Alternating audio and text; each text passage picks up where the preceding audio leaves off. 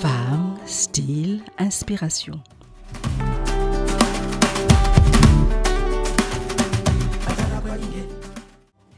Hello tout le monde. Bienvenue dans Femme, style et inspiration, l'émission consacrée à l'entrepreneuriat au féminin et qui éveille les consciences. Nous y partageons des thèmes super inspirants qui vous aident à entreprendre autrement, des thèmes comme la responsabilité dont nous allons parler aujourd'hui, des thèmes comme les attentes, nos attentes, des thèmes comme l'engagement envers soi dont nous avons déjà parlé dans cette émission. Tous ces thèmes, en fait, vous aident à vous poser des questions sur comment est-ce que je suis moi avec moi avant de voir comment je suis avec les autres. Alors, il faut savoir que la plupart de nos actions, il paraît que plus de 90% de nos actions sont en pilote automatique. Nous subissons nos vies avec les « je dois faire ceci »,« il faut que je fasse ça »,« je suis obligée », mais je ne peux pas faire autrement, mais je n'ai pas le choix, mais si seulement j'avais un mari, je serais la femme la plus heureuse. Si j'avais des enfants, je serais au firmament du bonheur. Si, et si, et si. Et s'il faisait beau, je serais tellement plus heureuse. Nous répétons ainsi les mêmes automatismes, même quand ils ne nous satisfont pas, nous les répétons encore et encore et encore. Alors, la seule manière de stopper les répétitions, c'est d'éveiller la conscience et en mettant la lumière sur qui nous sommes, sans jugement, juste en observant comment nous agissons, ce qui va entraîner une action choisie en conscience. Je suis Martine, éveilleuse de conscience. Ma devise est « Connais-toi toi-même », connecte avec l'être qui est en toi et deviens qui tu es. Le thème que nous allons aborder aujourd'hui pour ce voyage est la responsabilité. Suis-je responsable à 100% de ma vie ? En prendre conscience est la première étape pour y voir plus clair. Mais je ne suis pas seule dans cette aventure. Je suis superbement accompagnée par de top chroniqueuses, Marlise Soptafo, Eva Prévota, et Amina Ndam, qui est la star du jour. On en parlera tout à l'heure. Hello les filles. Coucou Martine. Bonjour Martine. Alors, l'émission est en direct. Si vous voulez participer, si vous voulez envoyer vos questions ou des remarques, vous pouvez faire ça par WhatsApp au 0032 473 36 30 26. Nous y répondrons avec plaisir. Avec le thème d'aujourd'hui, c'est la responsabilité. Suis-je responsable à 100% de mon existence, de ma vie ? Mais avant de débattre du thème, nous avons envie de célébrer une de nos top chroniqueuses aujourd'hui, Amina Ndam, coach en développement personnel et l'autrice du livre 111 jours. Amina est en train de vivre des choses exceptionnelles en ce moment. Bonjour Amina. Bonjour Martine. Merci d'être là avec moi. C'est toujours un plaisir, Alors, Amina a vécu une véritable transformation et la sortie de son livre nous montre aujourd'hui comment. Les portes sont en train de s'ouvrir, les énergies sont différentes, le contact avec les autres est différent, etc., etc. Nous avions déjà interviewé Amina ici, mais aujourd'hui, nous voulons juste partager cette joie avec vous. Oui. Yes. Alors, yes. Amina, qu'est-ce que tu as envie de partager un bout de bonheur avec nous ? Qu'est-ce qui t'arrive exactement en ce moment ? Ah là là, je ne sais même pas par quel bout commencer, mais j'ai l'impression que je suis pas sur Terre et que je survole en fait. Wow. Je survole et c'est assez extraordinaire cette sensation. Uh-huh. C'est surtout pas forcément par rapport au concret de ce qui peut être à l'extérieur, parce qu'on dit toujours le monde intérieur reflète en fait ce qui se passe ou à l'inverse. Oui. Et c'est vraiment ce que je peux ressentir, mon énergie, ma vibration. C'est assez incroyable ce livre. Depuis mon dernier voyage au Cameroun, j'étais en mission économique au Cameroun. J'ai rencontré Yannick Noah, j'étais super contente, j'ai dormi dans une suite. Et c'est des choses en fait qui m'arrivent sans pourtant rien planifier. Ça veut dire on est juste sur un fil et on se laisse guider. Et donc on a tous les cadeaux de la vie comme ça là, comme s'il y avait un tapis rouge qui se déroulait, parce qu'un jour on a osé, on a pris le risque en fait de partager son expérience pour apporter, pour contribuer, pour aider d'autres personnes à se dire que c'est possible. Et quand on fait ça, la vie nous récompense. Je suis trop contente. Ouais. Donc, pour résumer un peu, donc Amina a sorti son livre 111 jours fin novembre ou début novembre, je me rappelle. Le 11 novembre. 11 novembre. 11 novembre. Et donc, depuis, il se passe vraiment des choses assez incroyables. Oui. Donc, la dernière fois, c'était le mois dernier, c'est ça? Ou c'était en février? Oui. Où tu allais participer au Salon des entrepreneurs au Cameroun? Oui. Mais en partant d'ici, tu es parti avec la mission économique belge. Oui. Dis-nous un peu comment tu es entrée, parce que ce qui est incroyable aussi, c'est d'abord comment tu t'es inscrite au Salon des entrepreneurs au Cameroun. C'est fou parce que j'ai un ami, en fait, un ami commun, mon mari et moi. Je savais que je devais l'appeler et je traînais un peu, donc je vendais mes livres un peu sous mon manteau et tout, tranquille aux personnes que je connaissais. Et un jour, j'ai dit à mon mari, tu peux me donner le numéro d'un tel, donc notre ami, il est avocat, et je l'ai appelé. Donc je lui ai envoyé un message un peu timidement en disant, est-ce que je peux t'appeler? Et il me dit, ben oui, tu peux m'appeler. et donc un peu, timidement, je lui ai dit, je viens de sortir mon premier livre et tout, et j'aimerais communiquer. Et là, il me dit, mais c'est extraordinaire. Est-ce que tu peux m'envoyer une petite vidéo et tout? Comme ça, je peux partager dans mon réseau. Wow. Et c'est fou, le réseau que cette personne peut avoir. C'est incroyable. Wow. J'ai été en contact avec les ambassadeurs. J'ai été en contact avec 4 journalistes. J'ai été en contact avec des personnes, en fait, que j'aurais jamais imaginées. Et quand il est venu à la maison, il m'a dit, mais c'est vraiment un livre qu'il faut promouvoir. Arrête de vendre ton livre sous le manteau. et je garde toujours cette expression. Il est venu chez moi, il a pris une dizaine de livres. Oui. Il a acheté 10 livres, en fait. Il m'a dit, tu dédicaces tout et je vais donner. Il a donné à tous ses amis et ce sont toujours des personnes, en fait, qui sont influents, comme on dit, qui sont bien placées. En fait, les bonnes personnes au bon moment. Est-ce que tu peux appeler un tel dans ma vie jusqu'ici, j'aurais jamais imaginé parler aux personnes comme ça. Accès à ces personnes-là. Parce que, ils se trouvent dans une sphère et si tu vibres pas aussi pour attirer ces personnes-là, tu ne peux pas. Et ce qui s'est passé incroyablement, il me dit, mais il y a une mission au Cameroun, tu veux pas venir? Il me dit, Promote. Je dis, mais je connais pas Promote, j'ai vécu 20 ans au Cameroun, je connaissais pas du tout Promote. Il me dit, tu veux venir et tout? Je dis, mais c'est extraordinaire. Après, il me dit, mais tu sais, par contre, les inscriptions, ils sont déjà fermées. Et donc, mais par contre, je connais quelqu'un. Tu vois, quand tu as quelqu'un qui connaît quelqu'un, c'est toujours extraordinaire. Et donc, du coup, quand cette personne m'appelle, il me dit, je vais ouvrir les inscriptions pendant 30 minutes, tu t'inscris et après, on ferme. Et donc, du coup, elle a ouvert les inscriptions. Wow. 30 minutes, je me suis inscrite. Et donc, je suis la dernière de la liste sur la liste des participants. Donc, c'est comme ça que je me retrouve, en fait, avec 30 autres entrepreneurs pour aller au Cameroun et tout. Quelque chose que j'aurais jamais imaginé. C'était juste extraordinaire de vivre ça. Il y avait 1000 exposants venus de 30 pays d'Afrique, un marché, mais tu rencontres surtout des rencontres, mais vraiment des personnes qui vibrent à un autre niveau et c'était extraordinaire, quoi. C'est un truc... Effectivement, extraordinaire, Amina. Et ce que j'aime bien aussi, moi, c'est les petites anecdotes. Alors, tu arrives à l'hôtel. Oui. Raconte un peu l'hôtel. Ah là, j'adore parce que c'est vrai, avec Martine, j'arrive toujours à te raconter mes petites choses. Et donc, j'arrive au Cameroun, déjà en partant. Juste une semaine avant, il y a une fille qui m'appelle. Donc, une des personnes, en fait, qui avait lu le livre, qui m'appelle, qui me contacte, qui veut faire sa numérologie. Et donc, on est en train de faire son thème et tout. Elle me dit, moi, la semaine prochaine, je vais au Cameroun. Je dis, mais moi aussi. Je prends Bruxelles Airlines, mais moi aussi. Le vol de 11h40, mais moi aussi, je suis dans le vol de 11h40. Mais on va voyager ensemble. Une synchronicité de dingue. Et quand on arrive au Cameroun, elle va au Cameroun, en fait, le jeudi, et la mission commence le lundi. Elle me dit... Entre jeudi et dimanche, je ne sais pas ce que je vais faire. Je n'ai pas réservé de chambre d'hôtel. J'ai laissé, en fait, l'univers s'occuper de ce que je vais faire. Elle me dit clairement.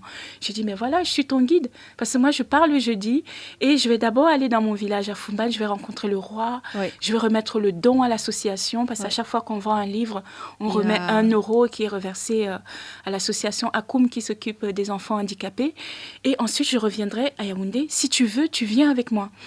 Pour une personne, en fait, qui ne te connaît pas et qui ne sait même pas où se trouve ton village. Et elle ne se pose même pas de questions si on va lui couper la tête ou un truc comme ça. Elle me dit, je viens avec toi. aussi Simple que simple ça. que Aussi ça. simple que ça. C'était incroyable. Et je dis, mais vas-y, on arrive à Yaoundé. C'est comme si on était des sœurs, on se connaissait, mais on a passé un J'adore. séjour mais J'adore. extraordinaire. Elle est venue avec moi, on est arrivé, on est allé dans mon village, on a rencontré le roi. Elle était juste impressionnée. Elle tout dit, mais je me retrouve chez le roi et tout. Et je me retrouve chez la reine et tout. Et elle voit un peu nos traditions. Elle rencontre ma famille. Et tout le monde pensait que c'était ma sœur. Elle disait, mais t'es venue avec une sœur et tout. Je dis, c'est mon amie. On se connaît depuis la semaine dernière. Ah bon? Ouais, d'accord. C'est super. Et du coup, on revient. J'avais pas de chambre à l'hôtel pour venir sur la petite histoire. J'avais pas réservé d'hôtel, donc je devais rester dans ma belle famille. Elle me dit, mais tu connais pas les secrets du networking? Il faut être sur place avec les gens. Parce que les gens, c'est pendant que vous êtes sur place, vous échangez Oui. authentiquement. On n'est pas dans un cadre. Quand vous déjeunez ensemble, vous échangez Alors, ça en se fait. passe. Oui. Voilà. Et du coup, ça crée des affinités. Et c'est comme ça que quelqu'un va prendre ton produit et tout. Moi, ce que je te conseille, moi, j'ai pris une chambre à l'hôtel, mais je suis toute seule, il y a un grand lit. Tu veux pas venir? Ouais. Je dis, waouh, ça peut pas être mieux. Je prends toute ma valise et tout. Et c'est comme ça que je me retrouve à l'hôtel et tout. J'ai rien payé et tout. Et les 2 derniers jours, c'est là que le responsable commercial me dit, voilà, tu veux pas être dans une suite? Oh, Je dis, waouh, juste une comme ça. suite. Je dis, mais c'est quoi tous ces trucs qui m'arrivent et tout, entre Yannick Noah, la Miss Cameroun et tout. C'était vraiment des choses qui s'enchaînaient et tout, et des opportunités incroyables. J'adore. Et c'est fou, Ouais. c'est fou. Et rien n'était planifié. Rien. Ce que j'ai envie de... Enfin, ce sur quoi moi j'ai envie de rebondir, c'est que rien n'était planifié. Pas que tu n'as pas pris tu as pris ton téléphone pour appeler, pour entrer en contact, pour mettre quelque chose, mais tout le reste, tu imagines l'énergie que nous passons, non seulement à planifier les choses, mais à vouloir qu'elles se passent exactement comme nous les avons planifiées. C'est incroyable. Et là, il n'y avait rien de planifié. Rien. Et à mon avis, tu n'as jamais vécu une expérience aussi... Non, les synchronicités, c'était juste incroyable. Et je disais encore à une amie, c'est comme ça que la vie devrait être. Et, c'est comme ça qu'elle l'est. Oui, c'est comme ça qu'elle l'est. C'est comme ça qu'elle est. Nous, on l'aborde différemment, mais elle est comme ça, la vie. Et j'ai vraiment connecté à cette version de la Bible, en fait, qui dit, est-ce que tu sais le plan que Dieu a prévu pour toi? Est-ce que tu sais le plan que la vie a prévu pour toi? Et quand tu te laisses juste porter, tu peux connecter comme ça. C'est incroyable. Comme ça. Elle est comme ça, la vie. Mais ce qui nous dépasse, c'est parce que nous avons décidé de la conceptualiser. Exactement. Et avec un concept et quelque chose qui est fluide, il y a des couacs à chaque fois. Donc moi, je viens avec mon carré, la vie, elle s'écoule, tu vois. Oui. Donc le carré, il rentre pas. Ou la vie, c'est comme des courbes, le carré, il rentre pas. Donc, et on se casse la gueule, mais tout le temps, mais on continue de s'accrocher quand même à... On s'accroche. On contrôle et tout. Mais vraiment, on veut contrôler. Wow, c'est très inspirant, cette expérience. Ça me touche très, très, très, très fort. Vraiment, c'est bouleversant. C'est bouleversant. Et j'espère que ça va nous aider à lâcher prise un peu plus, d'entendre des choses comme ça. Parce que comme on aime conceptualiser aussi, quand tu racontes ton histoire, ce que j'ai entendu aussi, c'est que, ah oui, mais c'est son livre qui lui permet ça. Oui et non. Oui, c'est vrai qu'il y a un objet concret. Oui. Mais ça n'est pas seulement ça. Oui. Parce que si tu avais appelé et que tu avais commencé à beaucoup penser, parce que ça, nous savons faire. Oui, mais et si ça, mais oui, mais je vais là, à la dernière minute, mais non, mais finalement, mais ceci, mais cela, peut-être que tu ne serais même pas partie. Oui, je ne serais même pas partie. Et comme tu disais tout à l'heure, ça nécessite en fait un grand travail intérieur. Oui. Et on l'a souvent dit sur ce plateau, chaque jour, on doit travailler sur nous, en fait, comme on dit, pour vraiment aller vers l'essence. Voilà, c'est vraiment ça. Oui. Tous les jours, travailler sur soi pour corriger, travailler sur soi pour vraiment...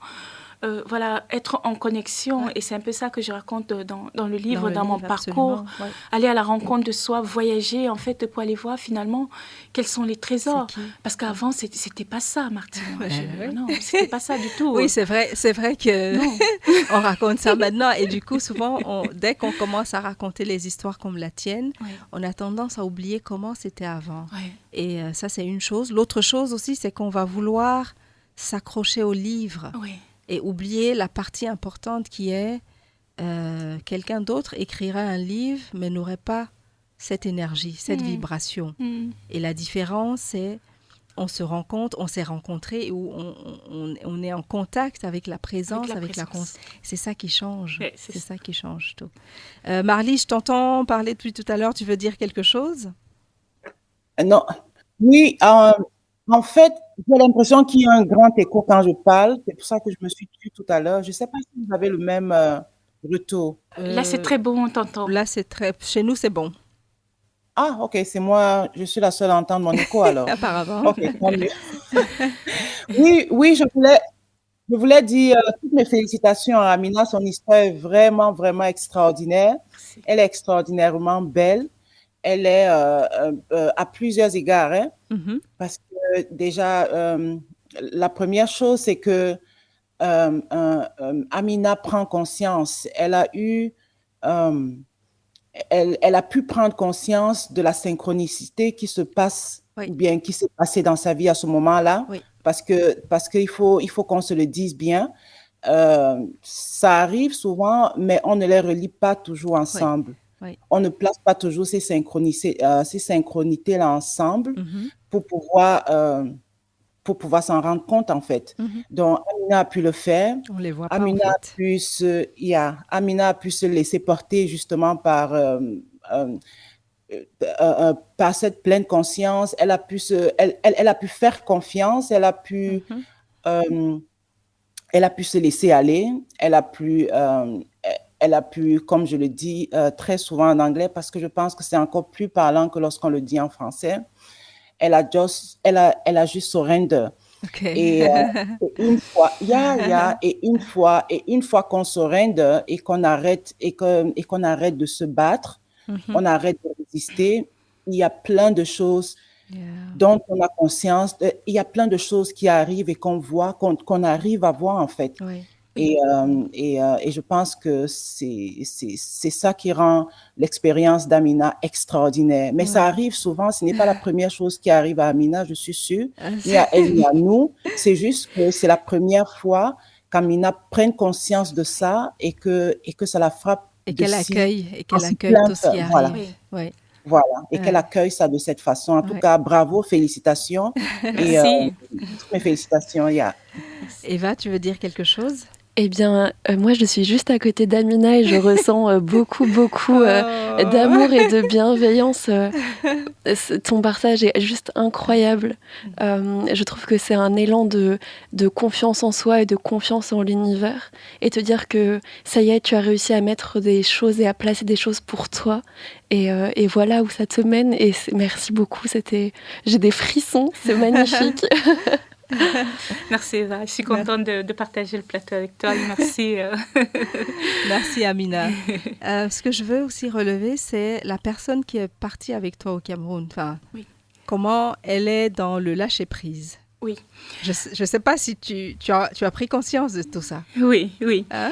En fait, la personne avec qui je suis partie au Cameroun, on a une vibration assez similaire. Okay. Voilà, donc du coup, comme on dit, quand tu vibres une certaine énergie, tu vas attirer en fait autour de toi les mêmes personnes. Oui. Donc, on était vraiment dans ce truc, en fait, on se laisse guider. Oui. Et elle est aussi à fond dans ça, de se dire... déjà de prendre son billet d'avion sans réserver son hôtel et tu vas dans un pays que tu connais pas parce que ma copine, comme j'ai dit aujourd'hui, elle est rwandaise, elle n'est pas du tout camerounaise. Oui. Elle dit je fais confiance en l'univers. Wow. Et quand j'entends ça, je me dis mais elle a compris un truc. Oui. Il y a un truc en fait qui nous lie. Oui. Il y a un lien et tout et on arrive comme ça. Mais tu sais que ce lien, il existe entre tous les êtres humains. Exactement. C'est pas seulement entre toi et cette nouvelle copine. Tous liés. On est tous liés. Oui. C'est juste que on n'a pas conscience de tout ça. Et c'est fou. Je fais une petite parenthèse que je vais fermer très vite. Lâcher prise. Alors souvent quand on fera une émission ici où on parlera de lâcher prise, souvent quand on parle de lâcher prise, les gens, ce que j'entends autour de moi c'est mais je vais juste rien faire. Non.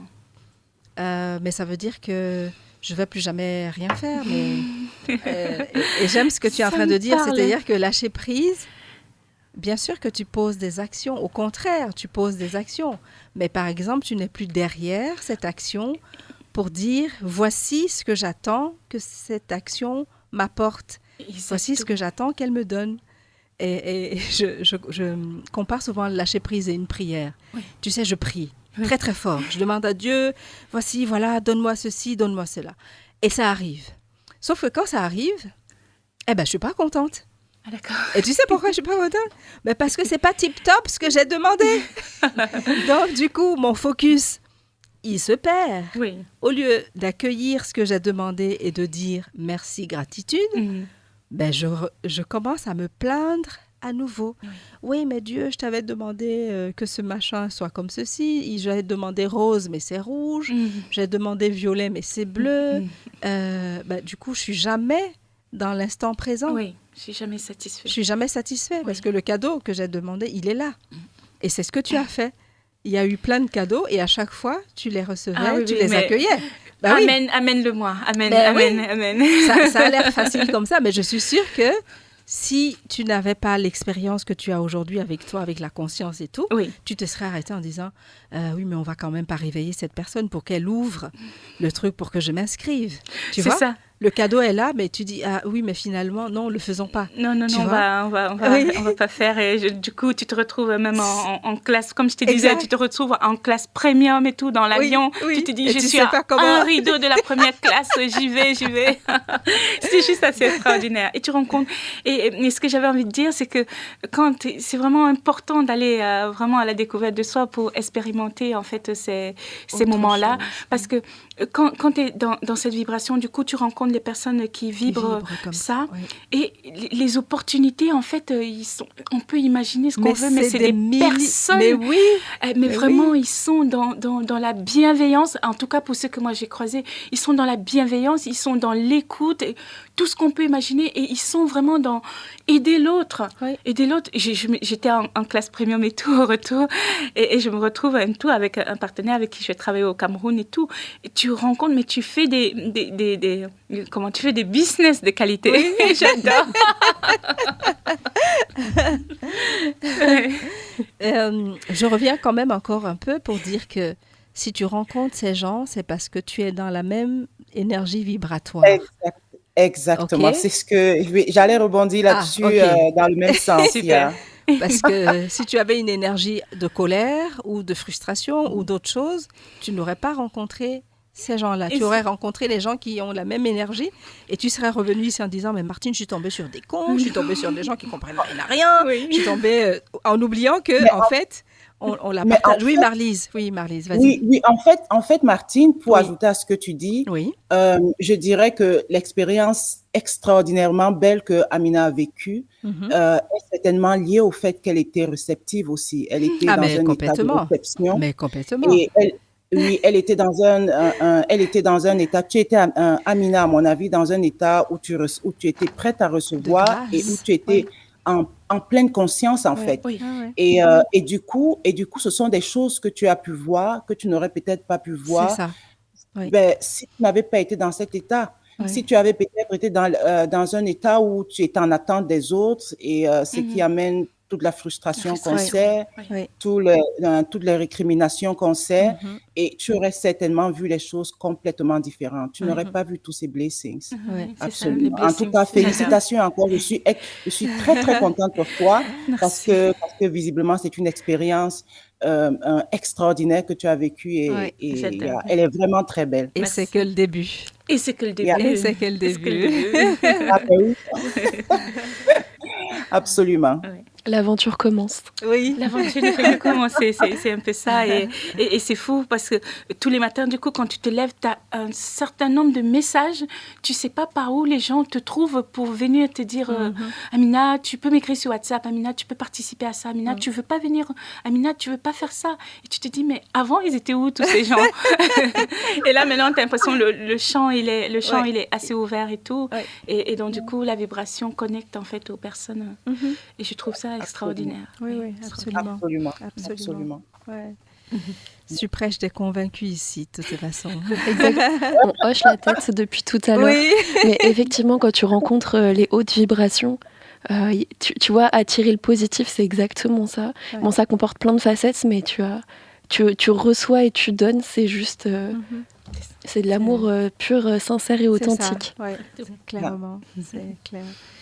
Ok, merci infiniment Amina de ce partage. Un grand plaisir. Et vraiment, merci, ça nous touche et on vibre avec cette énergie-là. Ça nous touche et ça nous inspire aussi. C'était Yemi Alade et Charlotte Dipanda, My Sister d'une autre mère. C'est un peu l'histoire que Amina vient de nous raconter. Comment elle est entrée en contact avec une femme qu'elle n'avait jamais rencontrée avant, enfin bref, et que les choses se sont mises tellement merveilleusement bien qu'elle sentait que c'était ta sœur maintenant, en fait, d'une autre mère. Ma sœur d'une autre mère. Nous sommes de retour sur Radio Campus avec, dans Femmes, Style et Inspiration, l'émission qui est consacrée à l'entrepreneuriat au féminin et qui éveille les consciences. Aujourd'hui, le thème que nous abordons, c'est la responsabilité, ma responsabilité. Suis-je responsable à 100% de ma vie? Suis-je responsable à 100% de mon existence? C'est ce dont nous allons parler aujourd'hui. Qu'est-ce que vous avez envie de nous dire là-dessus? On commence avec Eva. Tu veux dire quelque chose? Eh bien, alors moi, il fallait que je me détache de toutes mes représentations, de la responsabilité. Okay. Et je me suis beaucoup interrogée sur ce mot-là. Et après, je me suis dit, mais oui, ça y est, j'ai la clé, je crois que je suis responsable de mes sentiments. Alors, j'ai cherché sur Internet « Responsabilité des sentiments ». Okay. Et je suis tombée sur un livre qui s'appelle « Les mots sont des fenêtres et sinon ce sont des murs ». Et j'ai trouvé ça très vrai. Cette responsabilité des sentiments, effectivement, je suis responsable à 100% de ce que je ressens et de tout ce qui se passe à l'intérieur de moi. Ah, ok. Très, très fort. Responsable à 100%. Ça veut dire que si quelqu'un te donne un coup de poing, tu es responsable de la manière dont tu vas réagir. Exactement. Ok. Super. Marlise? Oui, c'est super intéressant ce qu'Eva dit. C'est vraiment ça. Et je trouve que la responsabilité, en fait, elle fait peur. Absolument. C'est une notion, quand on se la représente vraiment, elle fait vraiment peur dans le sens où lorsqu'on est consciente qu'on est responsable de soi, en fait, ça fait que nous n'avons plus la possibilité de transférer notre mal-être sur l'autre. Tu vois? Donc... Excellent. Ça, c'est la première chose, parce que c'est trop facile. Donc, je suis fâchée, je vais accuser mon fils, je vais accuser le mari, je vais accuser, voilà, cette amie qui, elle est jamais, elle dit jamais ce qui me fait plaisir, ou bien, bon, bref, ça m'enlève ce privilège-là. Donc, et aussi, la responsabilité, elle fait peur parce que je ne peux plus être victime. Alors là, oui. Je ne peux plus être victime parce que une victime qui a besoin d'attention, qui a besoin, voilà, qu'on court après moi parce que, évidemment, je suis victime, je souffre. Ça m'enlève aussi ce privilège. Et ça m'oblige, en fait, la responsabilité, elle m'oblige à détourner le doigt que je pointe sur l'autre, mais pour le pointer sur qui? Sur moi. Voilà. Bienvenue au club. Amina, tu veux dire quelque chose? Oui, je vais rajouter. Donc, je rejoins en fait mes amis sur ce qu'elles viennent de dire, parce que moi, je suis une ancienne victime. Donc, ça me parle beaucoup ce que vient de dire Marlise et tout. Et, donc, j'ai fait beaucoup de travail de développement personnel. Et il y a un enseignement, en fait, qui m'a donné une grosse baffe comme ça, là, comme pour me réveiller. En fait, c'est des enseignements, en fait, du docteur Yulen, dans le livre Zéro Limite. Okay. Je ne sais pas si tu as déjà entendu parler. Il dit ceci: tout ce qu'il y a dans notre vie, précisément parce que c'est dans notre vie, est de notre responsabilité. Jusque-là, tout va bien. En plus, il dit, littéralement parlant, ça veut dire que le monde entier est notre propre création. Et je commence à écouter, je me dis, mais où est-ce qu'il veut en venir? Oui. Qu'est-ce qu'il est en train de dire? Il dit ceci. Ça peut être difficile d'avaler, de se dire que le monde entier est notre création. Oui. Ça veut dire, je suis responsable en fait de tout ce qui peut arriver autour de moi. Ça veut dire que ce soit en termes de maladie, que ce soit en termes de ce que je pense, de ce que je dis, de toutes les personnes que je peux rencontrer, c'est moi qui crée ça. Oui. Et donc, j'étais là comme ça, je dis, comment ça peut être vrai? En fait, il dit, ça veut dire que si on endosse la responsabilité de sa vie à 100%, ça veut dire non seulement on est responsable de ce qui nous arrive, mais on est aussi responsable de ce qui arrive aux autres. Ça va loin. Ça va très, très loin. Il a poussé le truc. Donc, non seulement on sort en fait de cet état de victime pour dire que voilà, c'est à cause d'un tel, c'est à cause d'un tel, mais on prend aussi la responsabilité de ce qui se passe autour de nous. Et je trouvais ça tellement fort. Et à partir de là, j'ai commencé à voir la vie différemment. Et ça m'a amené en fait sur cette belle citation du président américain Kennedy qui disait « Au lieu de te demander ce que l'État peut faire pour toi, est-ce que tu peux plutôt te poser la question de ce que tu vas apporter à l'État ?» Et ça, pour moi, ça résume la responsabilité. Ça veut dire, à chaque fois que tu es face à une situation, c'est toi, en fait, qui dois aller chercher en toi, chercher les ressources, te battre, en fait, pour trouver, en fait, la solution que de te reporter à l'extérieur. Surtout que souvent, les situations, on les crée. Oui. Certaines situations, oui. On les crée parce qu'avec nos pensées, comme il dit, je crée ma réalité avec ce que je pense. Oui. Et le truc avec cette manière d'être, c'est que on se retrouve un peu comme dans une roue. Oui. Puisque je crée ma réalité et que ce qui se passe est ce que je pensais, j'essayais d'éviter que ça se passe, ça confirme le fait que les choses ne vont pas mal et que je suis victime. Enfin, je nourris la chose encore et encore et encore et encore. Et encore. Et on a beaucoup de mal à accepter que c'est à cause de nous, en fait. Ouais. C'est à cause de nous que telle chose se passe. Ou grâce, c'est dur, grâce à nous. Quand on dit à cause de nous, c'est un peu dur. C'est grâce à nous. Et voilà, c'est vraiment accepter que ce soit le bon ou le mauvais. Donc, on a souvent, on accepte moins le mauvais. Quand ça va bien, c'est bien, mais quand ça va pas bien, on ne veut pas. On a du mal. Bah oui, c'est pour ça qu'on se déresponsabilise. Exactement. Et c'est pour ça. En plus, tout à l'heure, dans une vidéo, je disais que quand tu regardes comment la société est faite, on entérine à fond la victimisation. Regarde quand on se retrouve, peut-être pas ici, sur ce plateau, parce que, on est en train de parler de certaines choses, mais quand on retrouve d'autres personnes, on se dit « Bonjour, comment tu vas ?» Tu sais ce qu'on commence à dire? Ah, mais moi, ma vie, elle va mal. Et mon fils, il a fait ci. Et mon mari, il a fait ça. Et machin. Moi, on m'a fait souffrir. Il se passe jamais rien de bien dans ma vie. Et regarde la réaction des gens autour. Qu'est-ce qui se passe? Les gens autour disent « Ah ouais, mais t'as raison, il faut le quitter. De toutes les façons, voilà, s'il te fait souffrir, va voir ailleurs, quitte-le.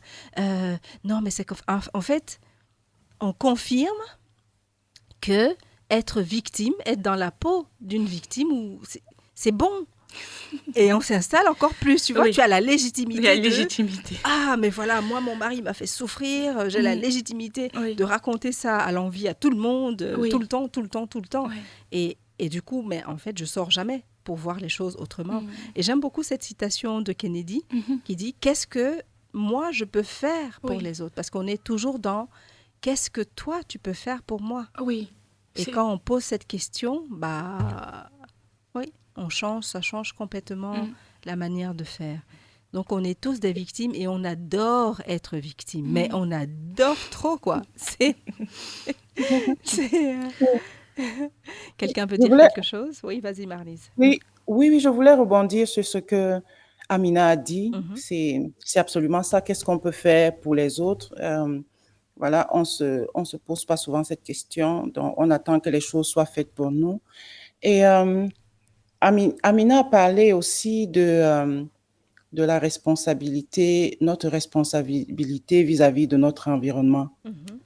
Donc, ça c'est vraiment, ça c'est intéressant. Je trouve cette notion très intéressante quand il s'agit de notre responsabilité par rapport à l'environnement. Et Et moi, je pense plutôt qu'il faudrait peut-être, enfin, moi, je vois la responsabilité focalisée sur nous-mêmes. Et parce que si déjà nous, on est responsable déjà de nous, ce qui nous arrive, de gérer ce qui nous arrive, well, en fait, on n'a pas beaucoup d'emprise sur l'environnement. Parce que ça me ramène encore ce que Amina dit. Moi, en tout cas, comme ça résonne en moi, ça me ramène à notre besoin de contrôler notre environnement. Je ne sais pas si vous, ça vous parle de la même façon, mais moi, ça me parle de cette façon. Pour moi, ce que je ressens, c'est moi, ma responsabilité par rapport à moi. Comment je gère les événements extérieurs qui m'arrivent, comment je le gère de façon à me construire et non pas à me victimiser, à me détruire. Et la façon dont je gère ces influences externes sur moi et même déjà les influences internes, parce qu'on est tous en pilote automatique, comme vous l'avez si bien dit. C'est cette façon pour moi de gérer tous ces événements-là qui vont justement définir c'est quoi, définir en fait, qui aura un impact maintenant sur notre interaction avec les autres. Okay. Et je crois aussi fermement que nous, on n'a pas, notre contrôle sur notre environnement est extrêmement limité. Et moi, je me limite à moi, ce que moi, je peux faire pour moi. Okay. Et je laisse faire exactement comme ce que Amina a fait lorsqu'elle était au Cameroun. Je fais ce que je peux faire à mon niveau, mais je ne prends absolument pas la responsabilité de ce qui m'entoure, des événements qui m'entourent. Je les utilise plutôt pour soit me construire, soit moi, j'entends aussi autre chose là-dedans. Tu voulais parler, Amina? Oui, je voulais rebondir par rapport à ce qu'elle est en train de dire. Je pense qu'on parle exactement de la même chose. Oui. Ça veut dire le monde extérieur est le reflet de mon monde intérieur. Oui. À partir de là, ça veut dire quoi? Ça veut dire si je remarque un dysfonctionnement à l'extérieur, ça veut dire qu'il y a quelque chose en moi que je vais corriger. En aucun cas, tu ne peux aller corriger à l'extérieur parce que tu n'as pas d'emprise dessus. Et si je reprends en fait l'expérience en fait du docteur Youlen, et il est arrivé dans un hôpital psychiatrique. On était c'était une prison, et donc il y avait des malades psychiatriques extrêmement dangereux. Les employés en fait, ils allaient contre le mur parce qu'ils avaient très très peur. Le docteur Youlen, qu'est-ce qu'il a fait? Il arrive, il n'a même pas vu les patients. Il a juste pris les dossiers et à chaque fois il a dit, comme on parlait tout à l'heure de lien, si je me retrouve ici aujourd'hui, ça veut dire qu'il y a un lien entre moi et ces prisonniers. Et tout ce qu'il a fait, c'est de travailler sur lui pour que justement cette énergie, comme on dit, cet amour puisse rayonner sur les patients. Mais j'ai trouvé ça tellement puissant, même sans les avoir vus. Il les a guéris. Et au final, on a fermé l'aile, on a fermé la prison parce que tellement il y avait plus de prisonniers. Les salariés, ils étaient contents de revenir travailler pour montrer une fois de plus la puissance en fait de ce qu'on peut, de ce que l'être humain, en prenant sa responsabilité, on peut avoir comme impact dans notre environnement. Mais le travail commence toujours par soi. C'est ce que je comprenais aussi. C'est ce que je voulais dire tout à l'heure quand Marlise expliquait ce qu'elle a compris. Je voulais dire que je pense que c'est vraiment plus par rapport à... En fait, on est tous tellement interliés que dès que quelqu'un bouge, tout bouge autour. Mais vraiment, il ne faut même pas beaucoup. Il faut vraiment une petite fraction, ça bouge. Et on voit, c'est comme, comment ça s'appelle, l'effet papillon, boule de neige ou tout ce que tu veux. Après, ça prend. Et c'est de cette responsabilité-là dont le docteur Youlen, il parle. Oui, c'est un truc de dingue. Parce que si je change, moi, si je prends la responsabilité que ce que tu es en train de me dire, comme Eva disait au début, ce que je ressens, je prends cette responsabilité-là, du coup, je vais peut-être plus te rentrer dedans pour te dire « Ah, mais Amina, c'est toi qui es responsable de ceci. » Oui. Et du coup, si toi, tu n'entends plus que je te dis ça, tu vas avoir une autre façon d'être avec moi. Et je pense que la responsabilité de nous et des autres est plutôt à ce niveau-là. Évidemment, jamais on peut changer les gens autour de nous. Jamais. Ça, c'est laisse tomber. Mais c'est ce que nous passons le temps à faire, en fait, quand nous ne prenons pas notre responsabilité. On essaie de changer l'autre. C'est ça. Exactement. Et en disant, notamment dans les relations, moi, je souffre, c'est à cause de l'autre. Et oui, mais l'autre, peut-être qu'il souffre aussi. Ben oui. Mais peut-être qu'il souffre aussi.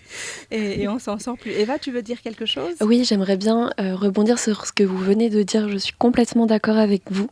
Et je crois que la responsabilité, c'est poser de nouvelles attentions pour nous. Oui. Et c'est la création d'une nouvelle relation avec nous-mêmes, mais également avec notre environnement. Et je crois que le nous et l'extérieur, on va dire l'intérieur et l'extérieur sont vraiment interreliés et on ne peut pas travailler sur l'un sans avoir d'impact sur l'autre. Donc je crois que cet environnement, il est fait aussi pour nous faire grandir et pour comprendre certaines choses pour nous. Absolument. Je te rejoins. Les challenges, comment tu disais tout à l'heure, ce qu'on va rencontrer, c'est ce qu'on a plus ou moins créé et c'est aussi pour voir si on a vraiment compris, si on a pris sa responsabilité. Exactement. Donc oui, ce que Eva dit, c'est tout à fait ça. On se rejoint là et c'est tellement vrai. C'est tellement vrai. Oui. Marlise? Oui, j'écoute. OK. Comme on ne te voit pas de temps en temps, j'ai tendance à oublier que tu es là. Donc, oui, je suis tout à fait d'accord. Je suis tout à fait d'accord que en travaillant sur nous, on a de l'impact sur l'extérieur. Ça, c'est complètement vrai. Et je pense que c'est ce qu'on a dit dès le début. Oui. C'est juste cette notion de responsabilité vis-à-vis des autres qui m'a fait tiquer et qui m'a fait penser justement à cette action que nous avons de vouloir changer l'autre. Et pour moi, ça ne rentrait pas, ça ne cadrait pas avec ce que je comprenais comme responsabilité, effectivement. OK. Je viens de recevoir une question. Vas-y, Marlise, finis et puis on fera une pause avant de revenir sur la question. C'est trop marrant, la question. Oui. Par contre, c'est tout à fait vrai. Je suis tout à fait à 100% d'accord que lorsque on a la conscience de notre responsabilité, c'est clair que ça rejaillit sur l'extérieur et on voit les choses différemment. On voit peut-être que les choses que les gens ont changé. Pourtant, c'est nous qui avons changé. Exactement, j'adore. Et on réussit à voir de l'impact à l'extérieur, définitivement. Yeah. Tout à fait. Mais c'est tant mieux si on pense que les autres ont changé. Oui, je donnerai un exemple tout à l'heure. Okay. Ça va être trop bien. Je la rejoins complètement. Okay. La question est très intéressante aussi. Nous sommes de retour sur Radio Campus dans Femmes, Style et Inspiration, l'émission consacrée à l'entrepreneuriat au féminin qui éveille les consciences pour que nous entreprenions nos vies autrement, en conscience.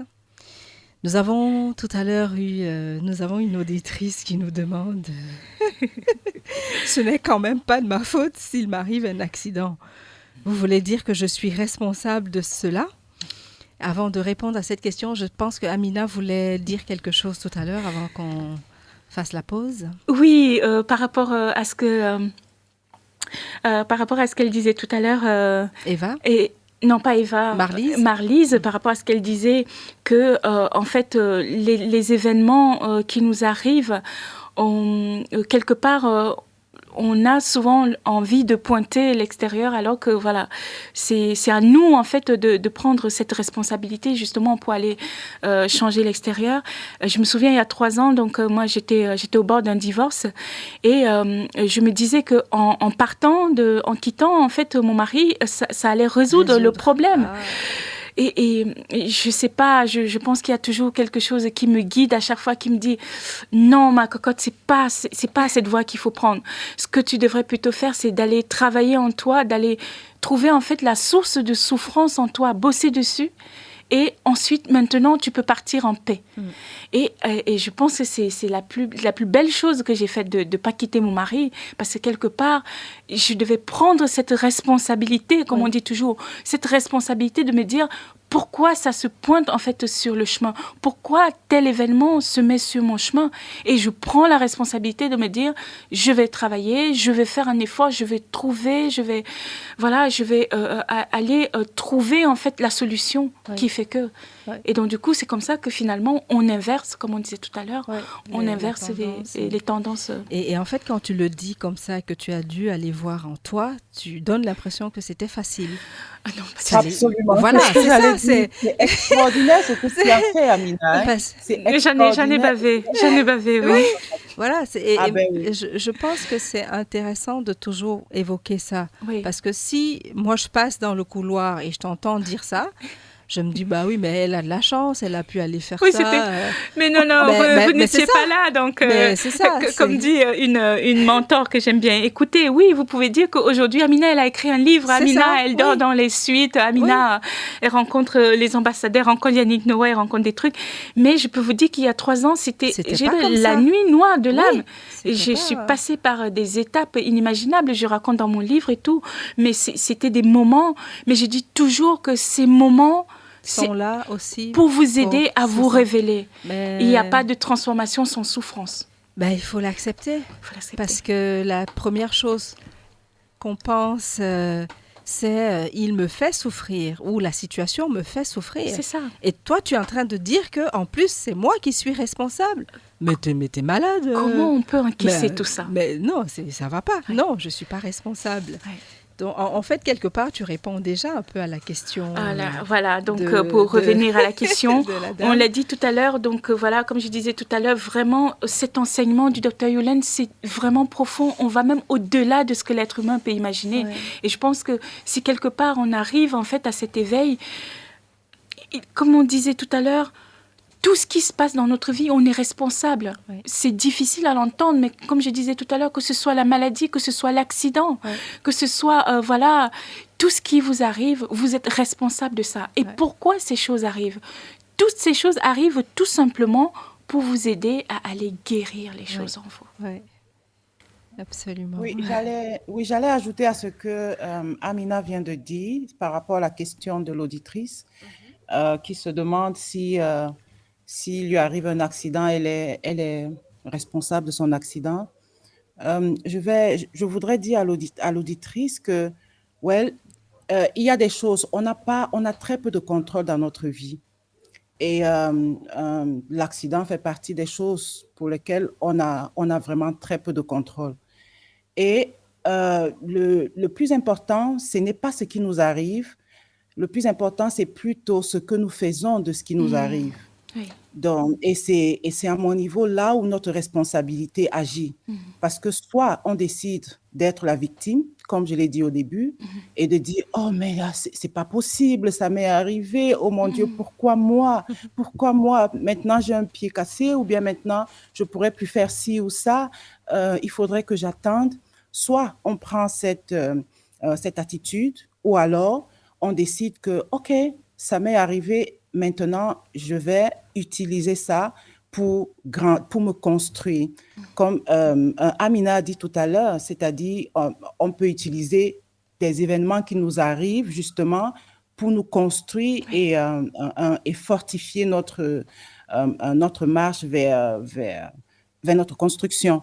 Et ça me rappelle ce qui est arrivé à Kim Kardashian. Je vais prendre son exemple parce que je suis sûre que tout le monde la connaît. Alors, Kim Kardashian, on a publié un sex tape sans demander son avis, bien qu'il y ait des gens qui pensent autrement. Mais en tout cas, c'est ce qui est. On n'a pas demandé son avis. Et qu'est-ce qu'elle a fait? Elle a décidé d'utiliser justement cette opportunité pour développer son business et regarder qui elle est maintenant. Et il y a des gens à qui ça arrive, mais qui sont complètement effondrés par ça. Je me rappelle encore l'histoire d'une dame, c'était il y a peut-être 4 ans, on lui avait fait le même coup qu'on a fait à Kim Kardashian.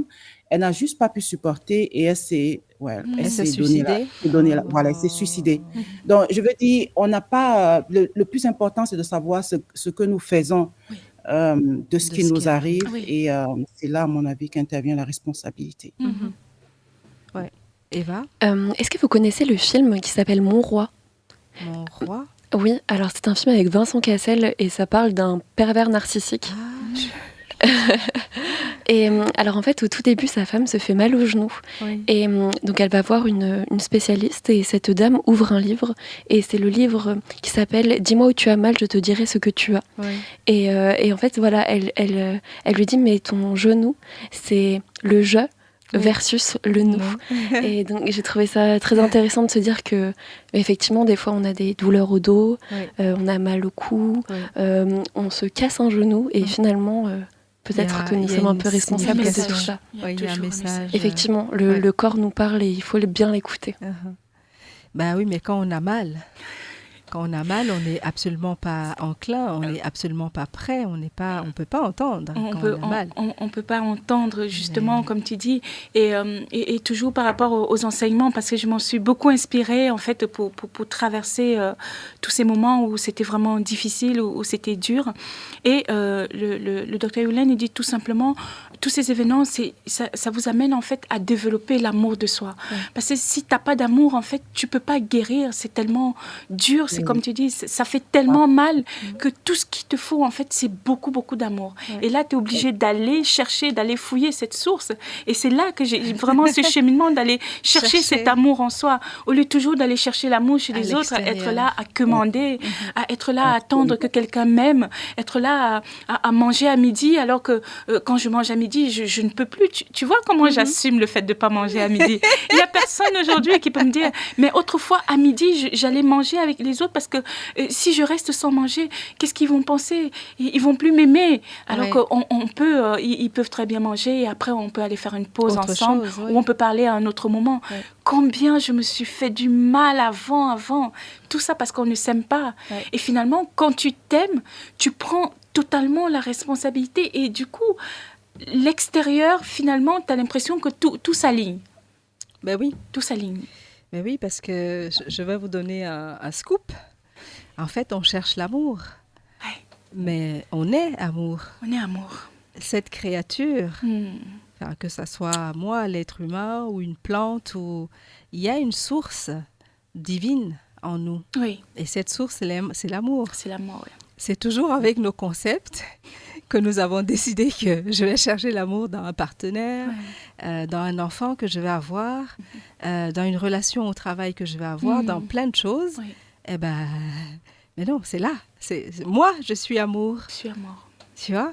Et une fois qu'on connecte, une fois qu'on allume ce truc, bah, tout se met en place, tout se met en marche, tout se met juste... moi, je parle beaucoup de couple parce que je trouve que le couple est un terreau absolument fabuleux. Pas forcément de la manière dont vous voulez entendre fabuleux, parce que le couple, c'est l'endroit où il y a le plus de violence. Mais c'est juste incroyable. Et ce que je dis là, tu m'aurais dit ça il y a 1 an, 2 ans, je t'aurais dit, mais non, moi j'aime mon mari, comment tu peux parler de ça ? C'est l'endroit où il y a le plus de violence. Évidemment, je parle pas, enfin, il y a aussi peut-être la violence physique, mais c'est pas de ça dont je parle. Je parle de cette violence qui est l'absence de responsabilité. Amina était en train de parler de ça, Eva a parlé de ça, Marlise a parlé de ça. C'est, si je fais cette chose, parce que je pense que c'est ce que tu attends que je fasse, alors tu vas m'aimer. Et donc, je fais ça. Et l'amour, comme je l'entends dans ma tête, comme je l'ai visualisé, comme je l'ai conceptualisé, n'arrive pas. Parce que je suis toujours en train d'attendre autre chose. Or, le mari, le conjoint, le compagnon, lui, forcément, est en train de me donner quelque chose. Bah, qu'est-ce que je fais ? Bah, je commence à dire que ce mec, il est nul. Ça, c'est violent. C'est violent, oui. C'est extrêmement violent. Mais je dis qu'il est nul parce que je ne suis pas capable de dire que moi, je suis nulle. Et là, je parle d'expérience personnelle, évidemment. Hein. Ce que je suis en train de dire, c'est si tu appelles mes copines, elles vont te dire comment je parlais de mon mari avant. Hein. Ouais, mais il m'a encore fait ça. Franchement, tu te rends compte que hier, je l'ai réveillé avec un petit déjeuner au lit. Tu penses que lui, il va penser à me donner un petit déjeuner au lit ? Mais jamais, hein, jamais il va faire ça. Et quand je raconte ça aux copines, jamais je prends la responsabilité de leur dire Il m'a pas apporté le petit déjeuner au lit, mais quand je suis descendue, il était allé faire des courses et il a acheté les poires. Moi, j'aime bien les poires. Il a acheté des fraises. Il a fait plein d'autres choses, mais que je ne mets jamais sur la balance. Donc, l'absence de responsabilité, je la relie aussi à plein d'autres aspects de nos vies où on veut être la personne qui a raison sur tout. Oui. D'une part, on se pose en victime parce que dès que je prends la posture de la victime, tout le monde va dire ah, mais oui, c'est vrai, hein. C'est vrai que cet homme, il t'a vraiment fait souffrir, mais il t'aime pas. Hein. Tu devrais pas rester avec lui. Hein. Tu devrais partir. Tu devrais partir, ça c'est un truc. Tu devrais partir. Mais de tous les gens, les copines, les amis, tout le monde, il n'y a jamais personne qui pose la question, mais toi, qu'est-ce que tu fais avec toi? Qu'est-ce que tu fais pour toi? Si ce que cette personne est en train de faire pour toi te fait aussi autant souffrir, quelle est ta responsabilité là-dedans? Quelle est ta part de responsabilité? Est-ce que je prends ma responsabilité et je vais voir, ça vient peut-être réveiller quelque chose qui était déjà en moi, qui n'a rien à voir avec mon compagnon actuel.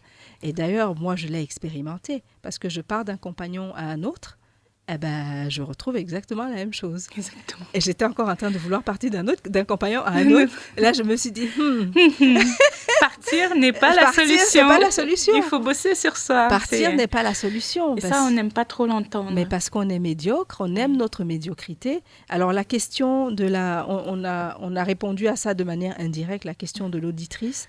Est-ce que je suis responsable de ce qui arrive dans ma vie à 100%? Moi, je réponds oui, à 100%. Amina a donné une partie et Marlise a donné une autre partie qui est responsable de la manière dont je vais rebondir sur quelque chose qui arrive, mais responsable aussi parce que mes projections se réalisent. Tout ce que je pense, c'est fou de dire ça, tout ce que je pense se réalise.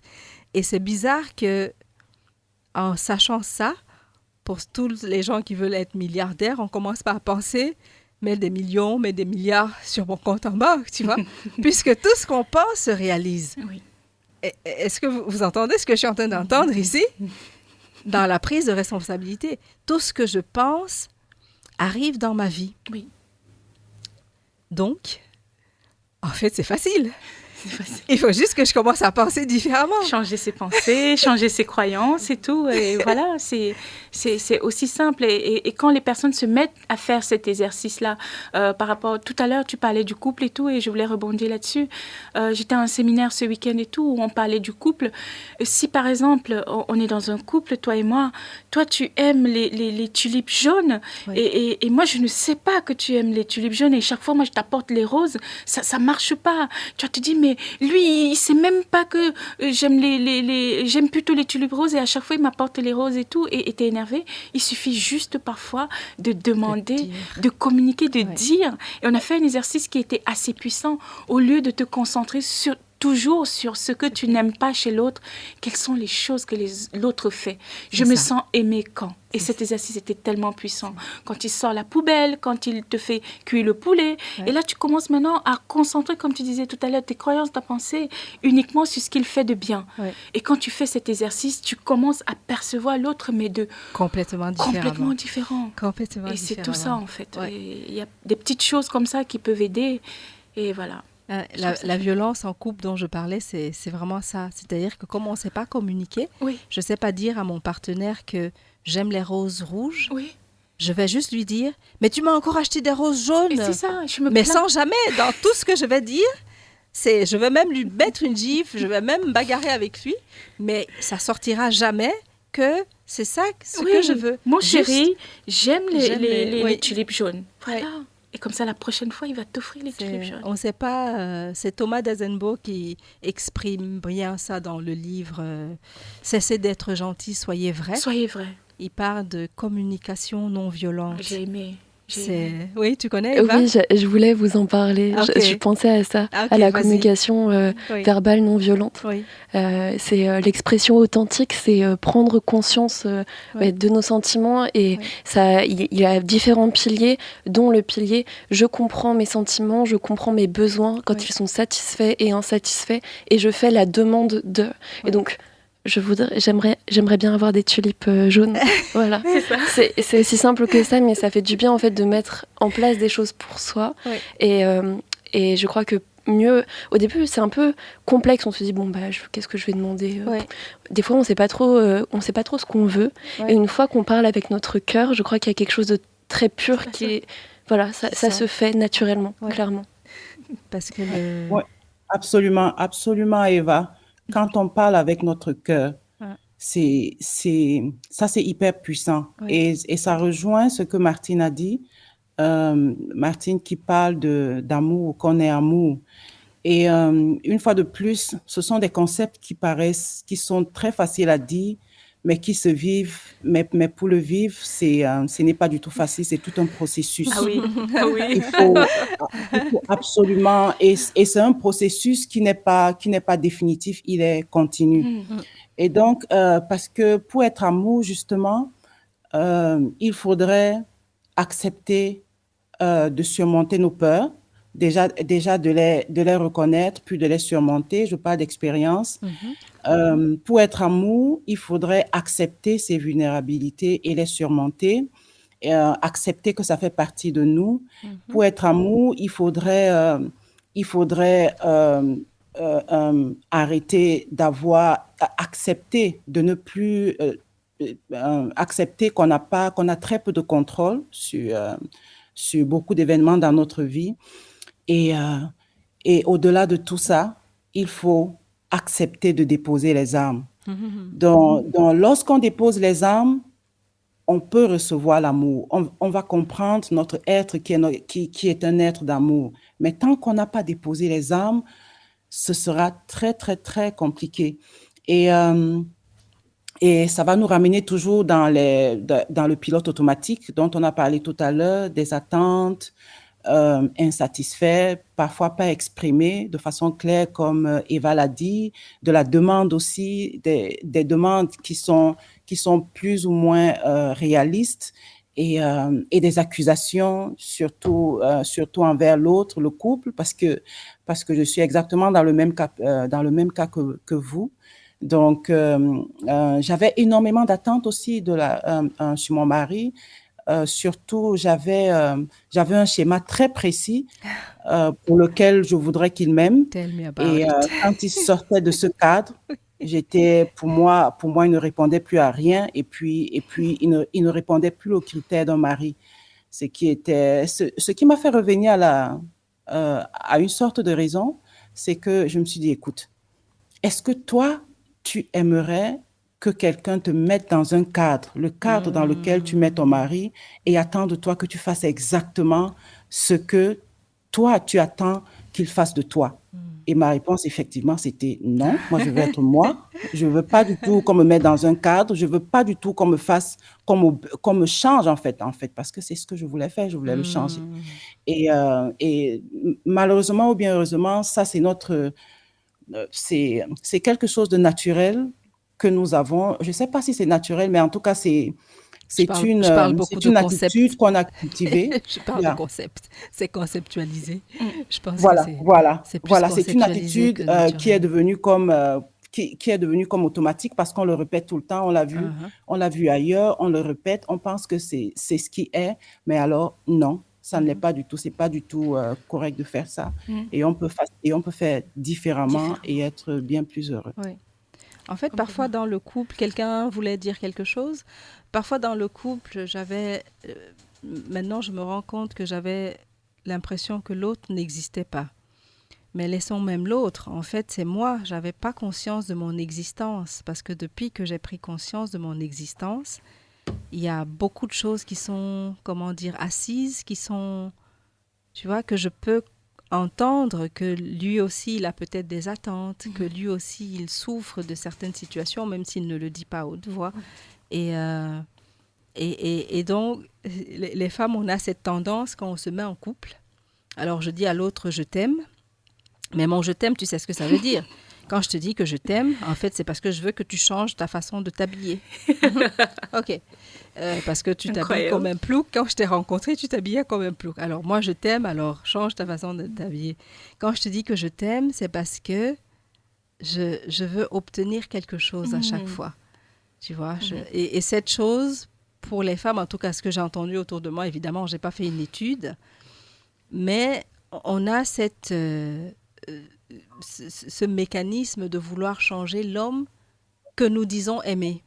Alors, si on revient un peu sur l'amour, quand on aime quelqu'un, en principe, c'est quelque chose de beau.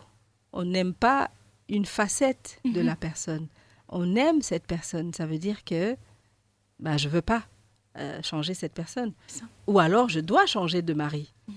Ça veut dire que moi, je me suis trompée de mari. Mais justement, mais c'est difficile parce que je ne peux pas prendre cette responsabilité. Comme je ne la prends pas, je passe toute ma vie à essayer de le changer pour qu'il corresponde, comme Marlise disait, à une idée que j'ai précisément dans la tête, qui est très conceptualisée. Yeah. Et je passe à côté de plein de choses, de beaucoup de choses. De beaucoup de choses. Donc, on a ça et la responsabilité est vraiment centrale à cela. Et je pense qu'on parlait des attentes. Je parle beaucoup des attentes, je parle beaucoup de couples. J'en avais, moi, énormément. Personnellement, j'en avais, mais waouh, c'était... Et je ne me rendais pas compte du stress que ça pouvait créer chez l'autre. Parce que être comme ça en attente, ce week-end, nous sommes allés marcher et puis, à un moment, il y avait... Je pense que c'était dimanche matin, il faisait très froid, il a neigé même. Il faisait très froid, mais à un moment, le soleil est arrivé. Donc, il était côté soleil et je me suis décalée un peu pour me mettre au soleil. Et on a joué un tout petit peu. Et puis après, il me dit, mais je suis ton soleil. J'ai dit, oh, mon chéri, laisse tomber. Je pensais ça quand je t'ai rencontré. Mais tu imagines les souffrances dans lesquelles cela nous a mis. Mais c'est juste horrible. Donc, en gros, quand j'ai épousé cet homme-là, je me suis déchargée de la responsabilité de toute ma vie, mais toute ma vie, et je l'ai déposé sur ses épaules. Je le considérais comme mon soleil, comme ma lune, c'est-à-dire que s'il pleuvait, je disais « merci chérie ». S'il faisait beau, je disais « merci chérie, tu as fait qu'il fasse beau aujourd'hui, tu as fait qu'il pleuve aujourd'hui ». Si la lune était là le soir, je disais « oh, c'est magnifique, c'est toi qui as fait ça ». Mais c'est ouf, mais c'est fou. Mais la pression que ça met sur la personne, sur qui on se décharge. Donc, il y a cette chose dont on n'a pas conscience, dans tout ce qu'on peut annoncer en disant « tu me fais souffrir, tu me fais pas ceci, tu me fais pas cela ». Mais une fois qu'on le voit, mais c'est horrible. C'est juste horrible sur l'autre. Parce que en plus, l'autre nous aime et il veut répondre à ses attentes. C'est ça qui est terrible. Ah, je dis ça, c'est juste fou. C'est fort ce que tu dis. C'est juste fou. C'est très fort, Martine. C'est super fort ce que tu dis. Et encore, c'est plus fort quand on en prend conscience. Parce que j'ai eu une discussion aujourd'hui avec mon fils. Alors, il m'a rappelé des événements qui se sont passés quand il était un peu plus jeune, peut-être 2-3 ans plus tôt. Alors, il me dit, mais maman, tu sais que j'étais un tout petit peu sous pression à un certain moment de ma vie parce que j'avais l'impression que je ne serais jamais à la hauteur avec toi. Wow. J'ai dit, oh, what? Et il me dit, mais oui, tu sais, tu t'attendais toujours à ce que je te répare ton ordinateur quand ça ne marche pas. Wow. Tu t'attendais toujours à ce que je te fasse un petit café. Et je sentais beaucoup de pression en moi parce qu'il fallait que je sois à la hauteur, sinon je vais te décevoir. J'ai dit, wow, je n'avais pas pris conscience de l'impact de mon attente sur mon enfant et sur mes enfants parce que lui, il me l'a dit, mais c'est clair qu'il n'était pas le seul sur qui j'avais mis tellement d'attentes. Alors, j'ai mis un temps de silence. Je lui ai dit, écoute chérie, je suis vraiment désolée. Je suis désolée parce que c'est maintenant que tu le dis que je m'en rends compte et je me rends compte du poids que j'ai mis sur toi. Mais tu sais quoi? Ça n'avait absolument rien à voir avec toi, mais plutôt tout à voir avec moi.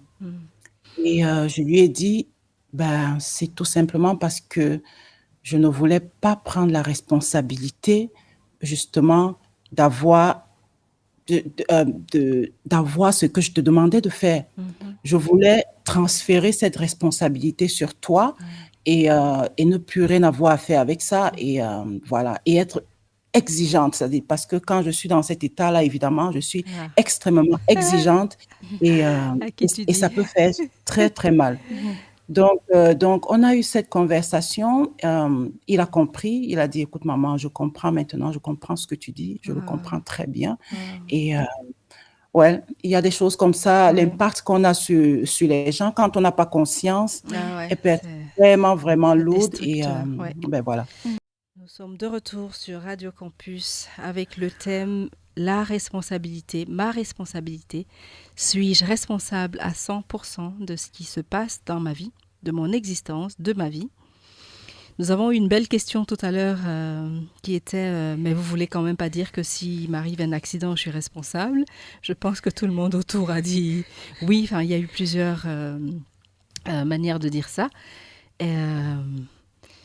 Maintenant, on continue. J'ai envie d'évoquer la question de... Attends, je vérifie d'abord mon téléphone. Ah, tiens, on a comment sortir de la victimisation. Oh, ça, j'adore cette question. Ah, ok. Il y a une auditrice qui dit comment sortir de la victimisation. J'adore beaucoup cette question. Comme je disais, je suis une ancienne victime et tout. Mais ça transpirait. Et ce qui était étonnant, c'est que j'étais même pas conscient. En fait, quand je te disais que c'est ma mère qui est responsable de tout ce qui m'arrive, j'étais vraiment... Tu y croyais? J'y croyais à fond. J'y croyais à fond. C'était vraiment ça, quoi. C'était ça qui définissait ma vie.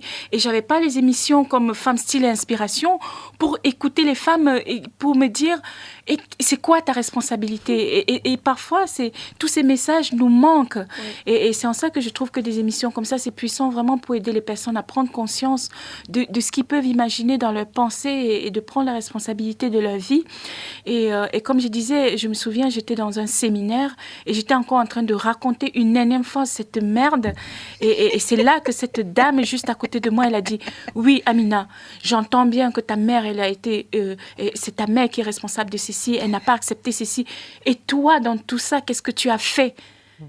Et c'était la première fois que... en fait, elle a coupé... T'es jérémiade, quoi. Voilà. Donc, boucle. Elle a coupé court, en fait. La boucle, en fait, qui tournait dans ma tête depuis des années pour attendre jusqu'à 33 ans pour se rendre compte de ça. J'ai dit, c'est trop et tout. Et elle m'a posé cette question et ça m'a... J'étais tétanisée. J'ai pris un moment.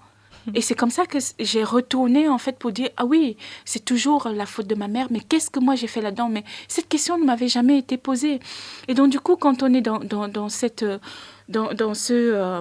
roue, en fait, parce qu'il y a le sauveur, la victime, je sais plus quoi, le bourreau. Le bourreau et tout, le truc de Cartman, je sais plus de quoi il s'agit. Pour sortir de ça, c'est assez simple. On a beaucoup parlé de la responsabilité, mais tout ça, ça appelle en fait à l'identité en fait de qui on est, l'identité de soi. Et c'est en ça que ça se résume. On disait tout à l'heure, quelqu'un peut penser que l'accident c'est le plus grave, l'autre va penser que son divorce c'est le plus grave, l'autre va penser que le cancer c'est le plus grave. Mais tout ça, ce ne sont que des événements. Et comme elle disait tout à l'heure, Marlise, c'est qu'est-ce que je fais de ces événements? Tous ces événements se présentent à toi, que la personne qui nous pose la question comment sortir de la victimisation, c'est tout simplement un appel à aller comprendre qui tu es et quelles sont tes valeurs, qu'est-ce qui te fait vibrer, parce que quand tu sais ce qui te fait vibrer, je sais par exemple quand je me retrouve à Ginval, j'ai l'impression que tout est possible et je vais aller à Ginval tout le temps. Est-ce que je vais passer mon temps à me plaindre pour dire voilà, je prends la responsabilité à 100%, je sors du stade de la victimisation à partir du moment où je prends la responsabilité d'aller voir qui je suis, d'aller travailler en moi, d'aller voir quelles sont mes valeurs, d'aller voir qu'est-ce qui m'inspire au quotidien, d'aller voir qu'est-ce qui m'anime en fait. Voilà, il y a tellement de choses. Et du coup, quand tu commences à comprendre qui tu es, c'est bon. C'est fou parce que c'est bon de savoir qui on est. C'est bon de savoir que voilà, le matin, comme je disais tout à l'heure, j'aime pas manger le midi. Ce qui me plaît, j'aime être à la radio. J'ai envie de parler au monde. Aller découvrir sa mission. Ça te permet de sortir de la victimisation parce que tu sais pourquoi tu es là. On n'est pas venu pour en baver. C'est pas une simple lettre envoyée par la poste. On est venu parce qu'on a quelque chose à faire. Et quand on arrête d'être victime, on va trouver sa voie et on va aller apporter quelque chose au monde. Alléluia. Amen. Amen. C'était trop bien dit. Eva, tu veux dire quelque chose? Eh bien, je pense que pour sortir de la victimisation, il faut d'abord comprendre en quoi on se sent victime. Faut aller chercher l'origine du problème à l'intérieur de nous. Et encore une fois, je crois que c'est ça. C'est aller chercher qui on est vraiment, aller chercher au fond, là, aller chercher dans les tripes. Faut aller faire du ménage un peu là-dedans. Mais je pense que sortir de la victimisation, on peut des fois ne pas s'en sortir tout seul, ne pas réussir à trouver d'issue. Et donc dans ce cas-là, eh bien, ça part de nous, mais on va demander à l'autre de l'aide. Et l'aide va venir à nous aussi. Donc c'est un cercle vertueux, je crois. Et sortir de cette victimisation, c'est également se reprogrammer. Alors il y a quelques temps, vous avez fait une émission sur les programmations et c'est exactement ça. Je change ma manière de me parler, je change la manière de parler aux autres et petit à petit, ça va devenir plus naturel et je vais me sentir mieux, plus ancrée et je crois que voilà, on peut sortir de la victimisation, on peut devenir responsable de notre vie. Alors, Eva Prévota, je ne l'ai pas présentée tout à l'heure, c'est une nouvelle chroniqueuse dans l'émission. Elle est fraîche, elle a 20 ans. Hein? Elle est étudiante Wow, genre Eva, et sexualité. J'adore déjà. 20 ans, oh là, ça tu as l'âge de j'avoue que j'en ai 2 de plus. Oui, je sais, mais c'est bien de dire 20 ans, donc on va rester sur 20. Tu as l'âge de mon 3e fils, Eva. Oh. Eh bien, tu vois, c'est beau. J'adore. Donc, Eva, elle nous apporte un brin, fresh air. Je ne sais pas pourquoi j'ai l'expression en anglais. I love it.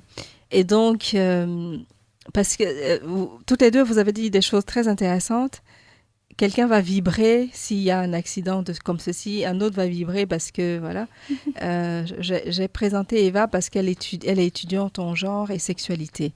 Et dans ce genre de choses, on a des victimes, par exemple, de violences sexuelles et des choses comme ça.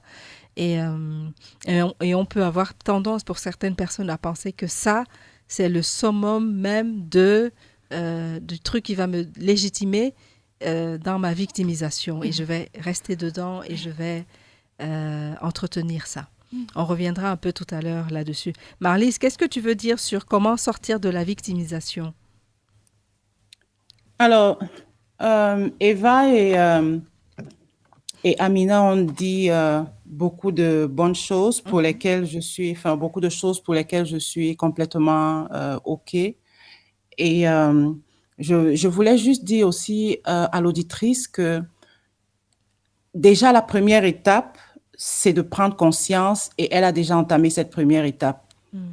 Et, parce que souvent, ce qui se passe dans la victimisation, c'est qu'on n'est même pas conscient qu'on est dans la victimisation.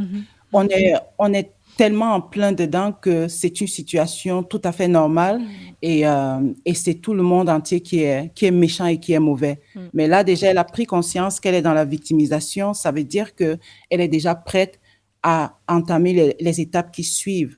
Et puis aussi, ce que je voudrais aussi ajouter, c'est aussi savoir ce que cette victimisation est en train de toucher en l'auditrice, parce que ça touche forcément quelque chose.